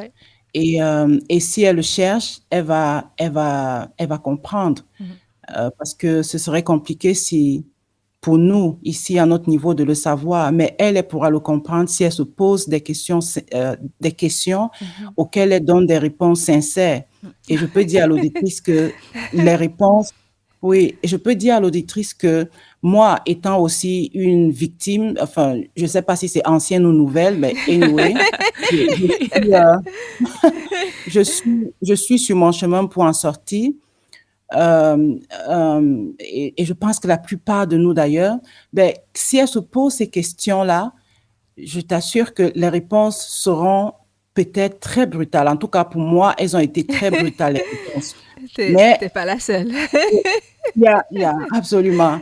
Donc, ce sont des petites étapes qui vont lui permettre, en fait, de revenir à la responsabilité dont on est en train de parler. C'est-à-dire de ne plus tourner vers l'extérieur, mais plutôt de regarder vers elle et de voir comment elle peut atteindre cet état d'amour dont on a parlé, dont vous avez parlé tout à l'heure, cet état d'amour qui va nous mettre plutôt dans une situation de recevoir, tu vois, de recevoir avec bienveillance et de pouvoir aussi distribuer avec bienveillance et d'avoir moins d'attentes et pour les autres et se concentrer beaucoup plus sur nous-mêmes. Merci Marlise. La responsabilité, la victimisation, comment sortir de la victimisation? En fait, il y a plein de choses auxquelles nous nous identifions. Quand on sort de la victimisation, ensuite on peut le regarder et voir ce qui se passait. On s'identifie, c'est-à-dire qu'il se passe quelque chose qui m'a fait mal. Je vais m'identifier, moi, en tant qu'humain, à cette chose qui m'a fait mal ou à cette douleur. Je vais devenir cette émotion. Et du coup, je vais m'enfermer dans cette émotion. Et c'est comme ça que je deviens victime. Donc, comme vous avez toutes dit, un peu chacune tout à l'heure, allez comprendre à quoi je me suis identifiée. Est-ce que je ne me suis pas mise en prison par rapport à cette identification, mais est-ce que c'est vraiment ce que je suis finalement? Est-ce que je suis l'émotion que j'ai ressentie quand il s'est passé quelque chose qui fait que je me suis posée en tant que victime? Évidemment, on peut donner l'impression ici de prendre un ton très léger quand nous parlons de sortir de la victimisation. Non, on comprend très bien que sortir de la victimisation, on peut avoir vécu des choses vraiment horribles. Et encore une fois, on ne mesure pas le degré de douleur. Ce n'est pas ce qu'on est en train de faire ici, parce que pour les uns, comme disait Amina tout à l'heure, une chose va être horrible, et pour une autre personne, la même chose va être un peu moins. Mais ce qui est important, c'est juste d'aller voir qu'est-ce qui fait que ça a résonné. Et j'ai gardé cette chose, comme disait Eva tout à l'heure. J'ai gardé ça et je suis devenue cette chose. Parce qu'en plus, on devient cette chose. Et comme, encore une fois, la société nous légitime dans notre posture de victime, eh bien, on reste dans cette prison-là et c'est très difficile d'en sortir. Et j'aime beaucoup aussi comment Marlise, quand elle a commencé à répondre à la question, elle parle du fait prendre conscience, parce que je pense que ça, c'est vraiment le début pour sortir de toutes nos prisons, de nos croyances, de nos attentes, de nos valeurs, dès qu'on prend conscience que, je pense comme ceci, ok, donc c'est juste une pensée, ça n'est pas qui je suis. Parce que le truc, c'est que j'ai mes valeurs, j'ai mes croyances, mais je m'identifie à ces choses-là. Et tant que je n'ai pas pris conscience, je ne peux pas faire me détacher. Alors, il y a un mot que j'aime bien aussi, détacher, c'est ça qui vient. Il y a une femme qui m'a posé cette question, parce que je marche 10 km par jour, et j'ai des conversations super intéressantes ces derniers temps. Et donc, elle me dit, mais qu'est-ce que tu veux que je fasse, moi, avec moi, toute seule? Est-ce que tu vas marcher avec une copine? Je dis oui, ça arrive, mais en fait, le but, c'est que je marche toute seule. Elle me dit, ouais, mais moi, je pourrais pas. Moi, j'ai une vie sociale qui est très bien remplie. J'ai des amis, je vais au resto, je vais à ceci, je fais cela. Mais jamais je vais me retrouver toute seule. Et je suis restée dans une relation qui était abusive parce que, justement, j'avais peur de me retrouver moi avec moi. Et donc, quand elle parle aujourd'hui, je m'entends. Moi, je parlais aussi comme ça avant. Elle s'identifie totalement au fait que elle ne peut pas faire face à qui elle est. Parce que qu'est-ce qui se passe quand on est face à soi? Ah, mais j'ai pas été compétente, j'ai pas été à la hauteur, mais je suis nulle, mais j'arriverai jamais à rien. Une chose aussi, quand la conscience s'éveille, c'est d'accepter qu'on dit tout ça sur soi. Commencer d'abord par ça, je veux dire, ah oui, mais ok, je constate que je dis tous les jours que je suis nulle, donc je l'accueille en disant, ah ok, donc je dis ça de moi. Je cherche même pas à dire c'est bien, c'est mal, je ne juge pas, je constate juste que je dis ça de moi. Ça, c'est aussi une autre manière de prendre sa responsabilité par rapport à son identité ou par rapport à la manière dont on pense de soi. Ça me fait penser à être responsable ne veut pas dire être coupable. Voilà, tout à fait. C'est D'accord. complètement différent. Ah oui, culpabilité.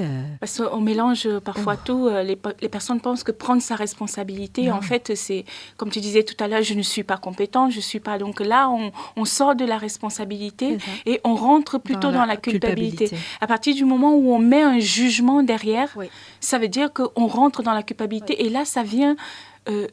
tout modifier. Ça change tout et on n'est plus du tout dans cette notion de responsabilité qui est plutôt quelque chose de constructif. Oui. Voilà. Oui. Prendre sa responsabilité. J'allais venir à une notion qui est, je ne sais pas si je peux dire phénomène de mode. Vous allez m'aider dans ce sens-là, mais c'est quelque chose qui me vient à l'esprit, c'est-à-dire body positivity et puis la responsabilité. Donc, alors, c'est quelque chose de très, très complexe. C'est un concept, en fait, qui me laisse très perplexe. Okay. Surtout quand cela a trait au poids. Ouais. Donc, j'ai très souvent vu des gens en surpoids dans ce phénomène qui sont très en plein dans ce phénomène de body positivity. Alors, je me demande pourquoi veut-on positiver le poids de son corps?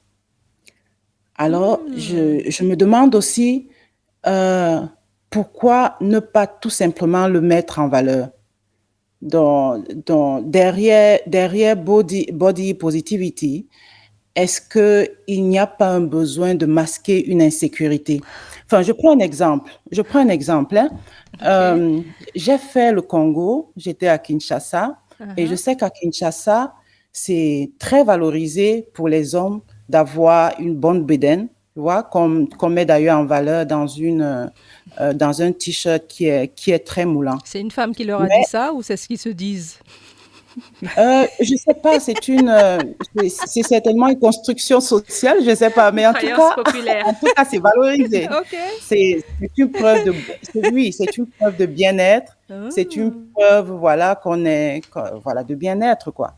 Et là, il n'y a pas de body positivity. Il y a juste mettre en valeur cet aspect de son corps, c'est-à-dire la bedaine, on la met en valeur avec un t-shirt bien moulant. Je prends aussi, on a besoin de rien prouver à personne, juste de le mettre en valeur. Je prends aussi l'exemple de la Mauritanie. Tu vois, quand une femme, ça se passait avant, je ne sais pas si c'est toujours une pratique courante, mais en tout cas, avant qu'une femme ne se marie, il fallait qu'on l'engraisse, tu vois. Donc, parce qu'il faut qu'elle soit bien en chair, il faut qu'elle ait des rondeurs, tu vois. Et ça, on n'avait pas besoin de le positiver, c'était juste comme ça. C'est comme ça que c'était. On le mettait juste en valeur. Et du coup, la question qui me vient à l'esprit, c'est que est-ce que ce phénomène de mode, de body positivity, n'est pas une excuse trouvée pour se dégager de la responsabilité de nous engager pour atteindre le poids que nous souhaiterions avoir? En fait, c'est juste un pavé que je jette dans la mare. Hein. C'est pas mal. Ouais, je sais pas. Je sais pas si c'est quelque chose Ça m'interroge aussi, ce genre de choses. Mais en même temps, ça me fait tout de suite... Pendant que tu parlais, j'ai tout de suite vu, quand on parle de mannequin, je sais pas si vous avez vu ça, constaté ça, à chaque fois, je tique un peu quand on dit mannequin grande taille. Tu vois?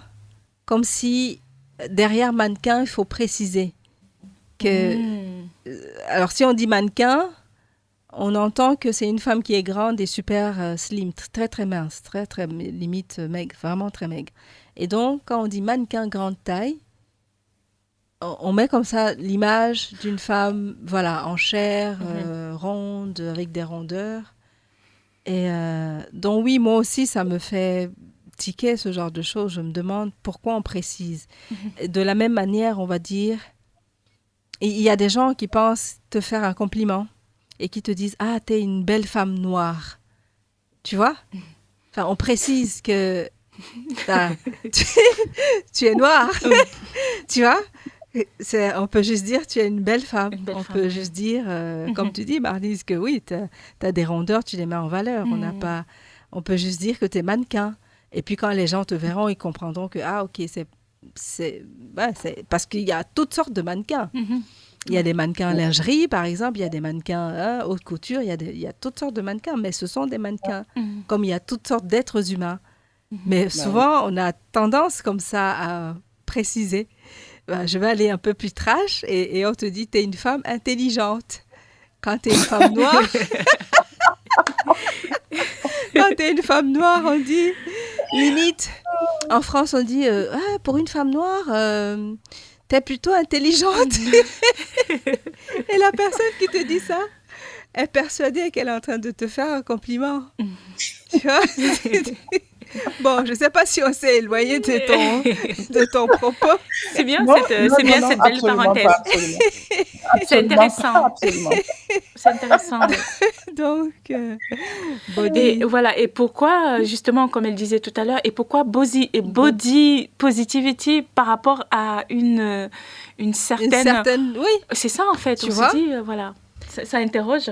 Oui, je trouve que ça interroge beaucoup et en même temps, je pense que la représentation de tous les corps est très importante et le fait de se dire je vais utiliser ce mouvement et je vais prendre la responsabilité de montrer aux gens qu'en fait il n'existe pas que des tailles 32 par exemple, mais sans jugement par rapport à ça, mais juste je crois que c'est une vraie question de représentation et que c'est important de montrer à des jeunes filles, par exemple, que c'est normal d'avoir des rondeurs, que c'est normal d'être comme ci. Enfin, j'utilise le mot normal avec beaucoup de guillemets autour, mais il me semble que ce mouvement, il est très bien pour reprendre confiance en soi, en fait. Vraiment, j'ai des amis autour de moi qui ne se sentent pas représentés dans les photos de magazines, par exemple, ou dans les photos qu'elles voient sur Instagram. Et quand elles voient des femmes qui ont un corps qui se rapproche un peu plus d'elles, elles se sentent plus inclus en fait dans le groupe et je crois que effectivement peut-être que certains veulent prendre la responsabilité de montrer leur corps au service de leur confiance en soi et de la confiance donnée aux autres. Dans ce sens, oui. C'est vraiment intéressant, Eva, ce que tu dis. Hein. C'est très intéressant. Ça me parle à un certain niveau. Mais après, quand on veut positiver ça, c'est là où je suis gênée parce que derrière cette idée de positiver, il y a le stigma. Et je pense que est-ce qu'on ne devrait pas revoir, je comprends très bien l'idée derrière ça, mais je dis est-ce que ce concept ne pourrait pas être revu parce que pourquoi ne pas juste mettre en valeur ce corps? Pourquoi vouloir le positiver? En fait, on positive quelque chose qui est négatif, oui, tu vois. Ça, ouais. Est-ce qu'on est obligé de voir que ce corps est négatif? Parce que si on veut le positiver, c'est qu'on le voyait négatif. Ouais. On peut tout simplement décider de le mettre en valeur. Je prends par exemple l'exemple des Noirs, par exemple. Voilà, les cheveux ont longtemps été stigmatisés et maintenant, heureusement, il y a de plus en plus de célébrités qui mettent ça en valeur. Elles décident, par exemple, de se couper complètement les cheveux, comme la Miss Univers de 2000, je crois, 20 ou bien 19, Zosie Bini. Et ça, elle a mis ses cheveux en valeur qui avant étaient vus comme quelque chose de pas du tout beau, voilà, et pas professionnel. Elle a juste décidé de mettre ça en valeur et elle a eu complètement, c'était l'acclamation parce qu'elle a été Miss Univers. Donc, il y en a d'autres qui choisissent plutôt de mettre en valeur les aspects qui ne rentrent pas dans le cadre qu'on a tracé de la beauté, des canons de beauté. Ils mettent tout simplement en valeur. Soit on aime, soit on n'aime pas. C'est ça, en fait. Il n'y a rien qui va faire l'unanimité. Même les mannequins qui sont minces comme, je sais pas, comme le tour de mes... Voilà.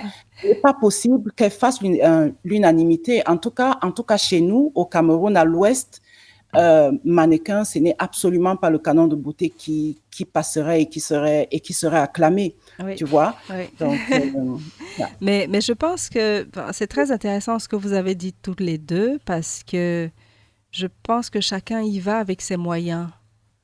La responsabilité, c'est aussi ça. C'est-à-dire que je pense que si je mets du body positivisme, ça va encourager, comme disait Eva, les jeunes filles ou d'autres personnes à se sentir bien.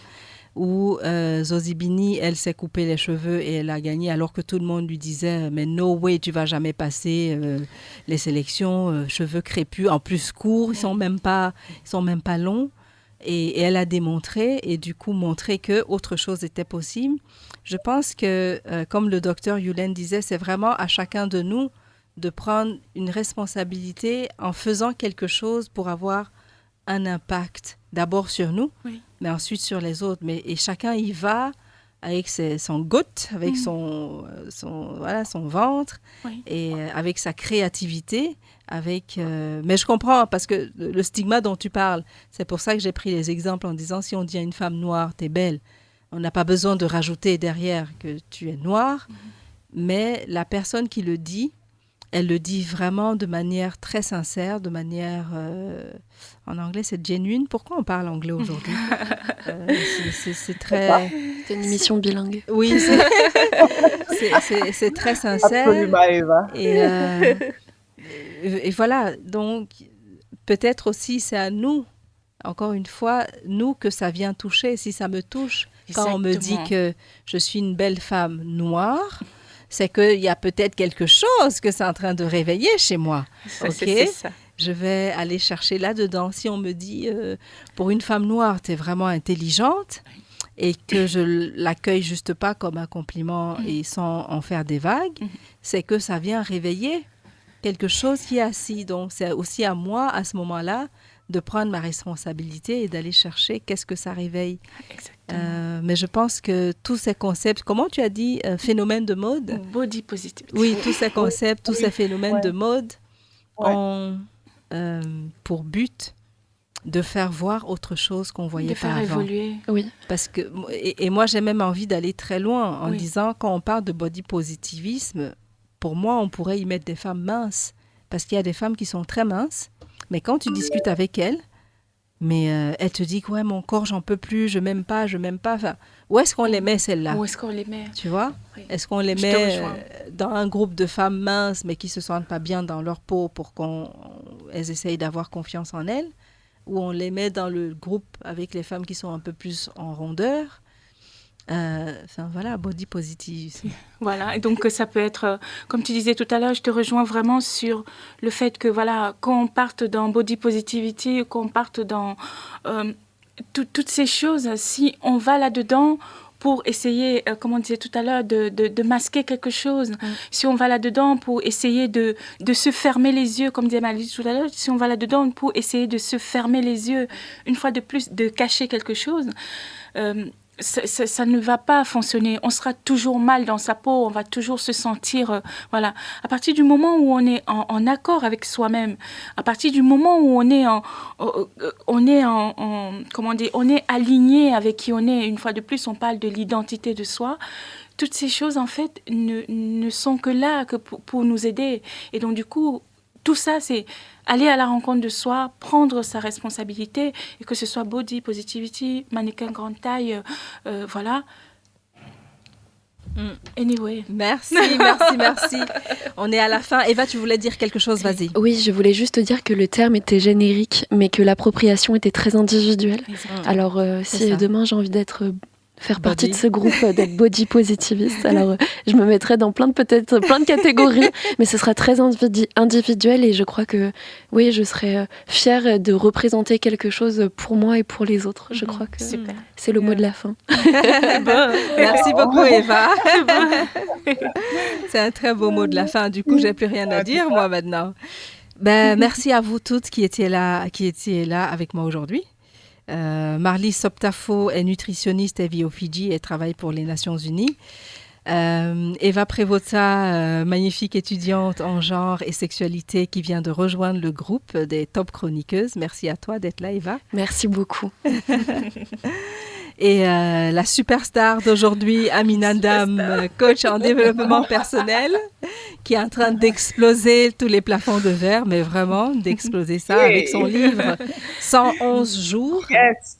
Alors, tout à l'heure, je n'ai pas fait un petit résumé, mais 111 jours, c'est le livre. Amina s'est déconnectée des réseaux sociaux pendant 111 jours pour se reconnecter à l'être qu'elle est. Et vu comment les choses se passent aujourd'hui, ça a vraiment marché. Merci, c'est un plaisir d'être là. Et Amina utilise la numérologie pour coacher ses clients en développement personnel. Oui. Voilà, c'était Femmes, Style et Inspiration, l'émission qui est consacrée à l'entrepreneuriat au féminin, qui éveille les consciences. Aujourd'hui, le thème, c'était la responsabilité. Suis-je responsable à 100% de ma vie, de mon existence, de tout ce qui se passe dans ma vie? Suis-je responsable à 100%? Je remercie toutes les auditrices qui étaient là, effectivement, qui nous ont envoyé des questions. C'était vraiment très sympa d'avoir vos questions. Et j'espère qu'on vous a donné des pistes de réponses. Et que, comme disait Marlise tout à l'heure, poser la question, ça veut déjà dire qu'il y a la conscience qui est éveillée et ça veut dire que le premier pas, et d'ailleurs le plus grand, est fait. Donc, merci à vous tous. Et merci aussi à nos autres chroniqueuses qui n'ont pas pu être avec nous aujourd'hui. J'espère qu'elles seront là la prochaine fois.